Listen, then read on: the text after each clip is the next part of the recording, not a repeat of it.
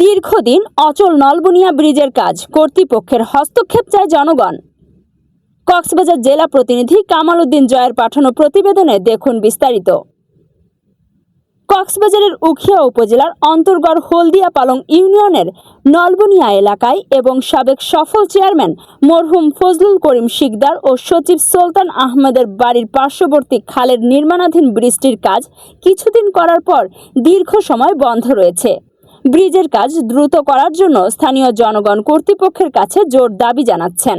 একান্ত দাবি ছিল তৎকালীন রাজনীতিবিদ, সমাজকর্মী, সংবাদকর্মী, সুশীল সমাজ সকলেরই একমাত্র দাবি ছিল এই ব্রিজটির জন্য।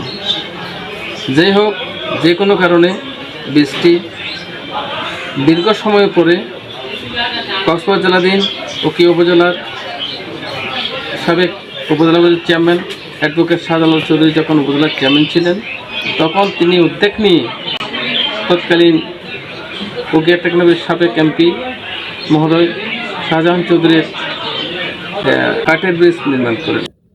স্থানীয়রা জানান, কয়েকদিন কাজ শুরুর পর থেকেই প্রকল্পটির অগ্রগতি থেমে গেছে, ফলে এলাকাবাসীকে প্রতিদিন চরম ভোগান্তির শিকার হতে হচ্ছে।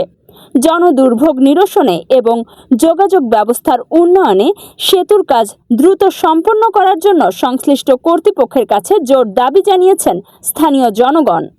ব্রিজটি আবার নতুনভাবে করার জন্য বলেন ক্যাবিনেটের সাবেক অতিরিক্ত সচিব মহোদয় জনাব সুলতান আহমেদ, তার অক্লান্ত পরিশ্রম, তার সহযোগিতা এবং তার পরিশ্রমের কারণে ব্রিজটি হয়েছিল।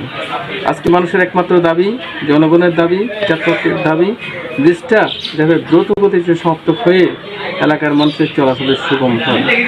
মাসের মধ্যেই ব্রিজটির সমস্যার সমাধান করা হয়।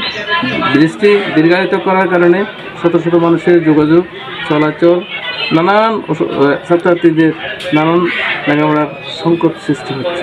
হলদিয়া পালং ইউনিয়নের সাবেক চেয়ারম্যান জনাব ফজলুল করিম শিকদারের রাস্তায় হলদিয়া খালের উপর ব্রিজটি নির্মিত ব্রিজটি দ্রুত সমাপ্ত করার জন্য